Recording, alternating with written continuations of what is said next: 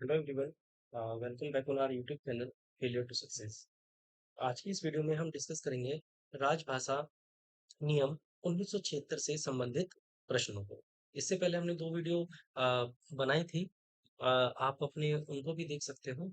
बाकी आज की जो वीडियो रहेगी वो 1976 से संबंधित जितने भी प्रश्न अभी तक पूछे गए हैं वो सभी रहने वाले हैं। तो शुरुआत करते हैं। पहला प्रश्न,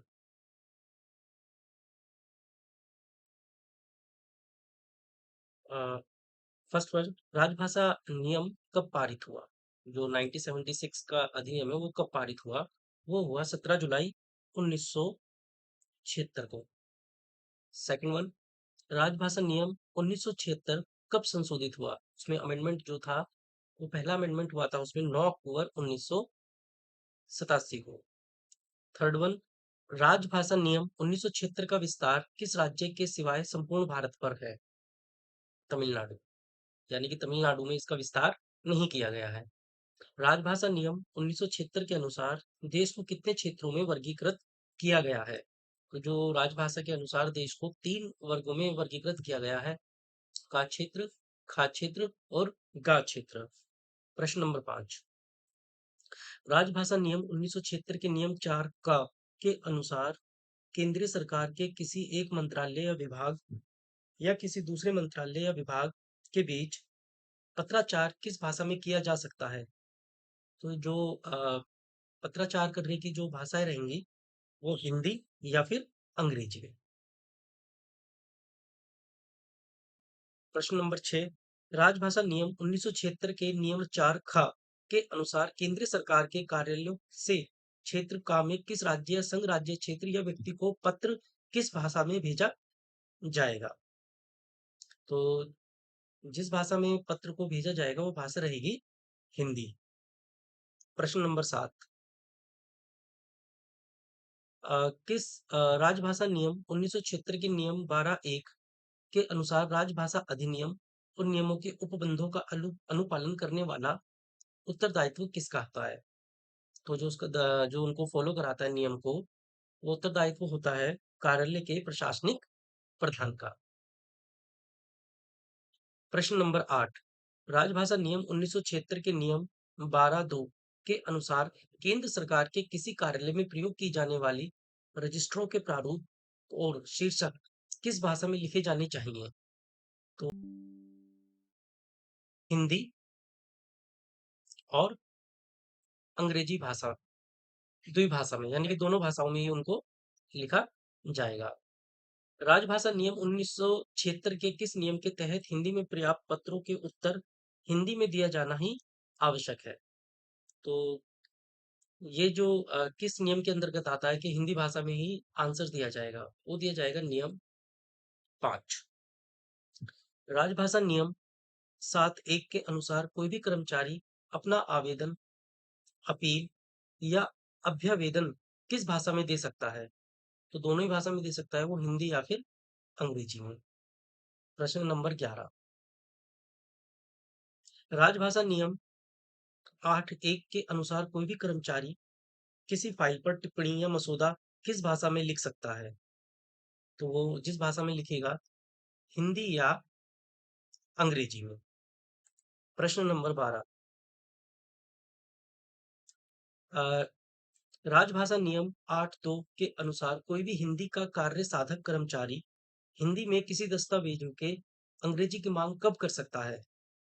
कोई कागजात अगर हिंदी में है और वो चाहता है कि उसको अंग्रेजी में भी चाहिए उसको, तो जब वह दस्तावेज विधिक या तकनीकी प्रकृति का हो, तो कोई टेक्निकल पेपर अगर है तो वहां पर इसकी रिक्वायरमेंट होती है।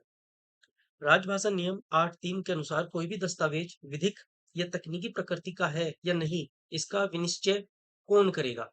तो इसका जो निश्चय निश्चय कौन करेगा कि भाई वो टेक्निकल लैंग्वेज में है या नहीं, तो करेगा हिंदी या कार्यालय का विभाग या फिर कार्यालय का प्रधान, जो भी हेड होगा उस पर्टिकुलर डिपार्टमेंट का।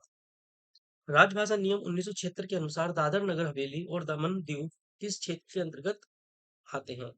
तो ये आते हैं ख क्षेत्र के अंतर्गत। किस नियम में हिंदी में प्रवीणता की परिभाषा दी गई है? तो हिंदी में जो प्रवीणता की परिभाषा दी गई है वो दी गई है नियम 9 में किस नियम में हिंदी का कार्य साधक ज्ञान की परिभाषा दी गई है? तो ये दी गई है नियम 10 में। यानी कि नियम 9 और नियम 10। नियम 9 में हिंदी की प्रवीणता, हिंदी की प्रवीणता की परिभाषा, और नियम 10 में हिंदी का कार्य साधक ज्ञान की परिभाषा दी गई है। प्रश्न नंबर 17। राजभाषा नियम 9 का के अनुसार यदि किसी कर्मचारी ने मैट्रिक परीक्षा या उसकी समतुल्य या उससे उच्चतर कोई परीक्षा हिंदी माध्यम से उत्तीर्ण कर ली है, तो उस कर्मचारी को क्या समझा जाएगा? हिंदी में प्रवीणता प्राप्त कर्मचारी।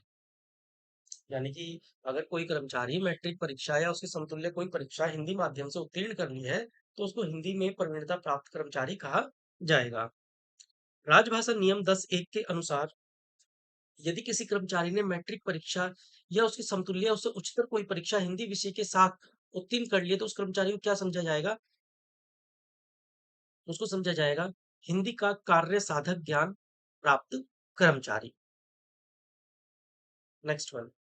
तो ये नियम थे दो, 9 का और 10(1). 9 का के अनुसार हिंदी में प्रवीणता, और 10(1) के अनुसार हिंदी का कार्य साधक ज्ञान प्राप्त कर्मचारी। राजभाषा नियम 11(3) के अनुसार नाम पट, सूचना पट, पत्र शीर्ष शीर्ष और लिफाफों पर उत्कीर्ण लेख तथा लेखन सामग्री की अन्य मदें किस भाषा में मुद्रित या उत्कीर्ण होनी चाहिए? तो ये होनी चाहिए हिंदी और अंग्रेजी द्विभाषा के रूप में। राजभाषा नियम में कुल कितने नियम हैं? जो टोटल नियम हैं वो हैं 12।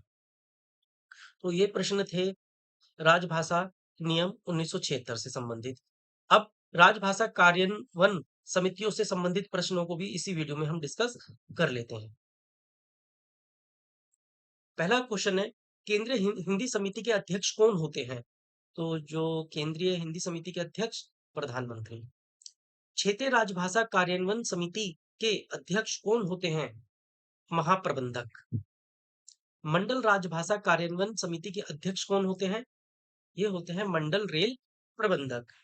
क्षेत्रीय मंडल राजभाषा कार्यान्वयन समिति की बैठक वर्ष में कितनी बार होती है?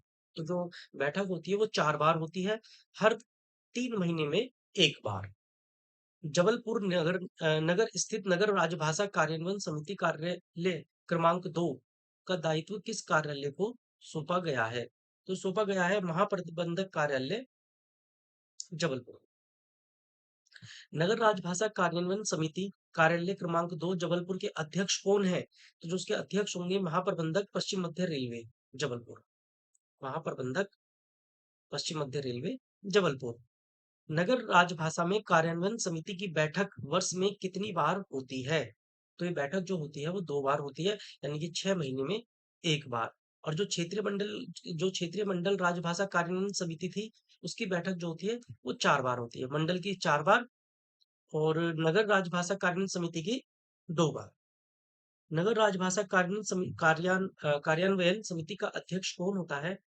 नगर के केंद्रीय सरकार का वरिष्ठतम अधिकारी।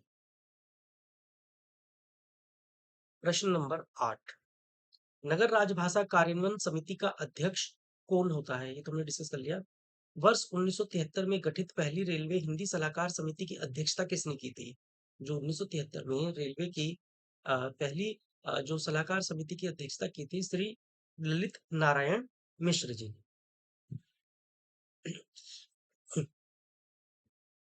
वर्ष 1976 में गठित संसदीय राजभाषा समिति के अध्यक्ष कौन थे? तत्कालीन गृह मंत्री ओम मेहता। संसदीय राजभाषा समिति की कौन सी समिति प्रतिवेदन का मसौदा तैयार करती है? तो जो संसदीय समिति होगी, संसदीय राजभाषा समिति का आलेख एवं साक्ष्य उप समिति। तो इस वीडियो में हमने ये क्वेश्चंस डिस्कस किए हैं, और नेक्स्ट वीडियो में हम जो डिस्कस करेंगे राजभाषा प्रयोग की दृष्टि से क्षेत्रों का वर्गीकरण। तो आई होप ये वीडियो आपको पसंद आई होगी। बाकी रिवीजन के लिए पिछली 2 वीडियो को भी आप देख सकते हो। Thank you for watching this.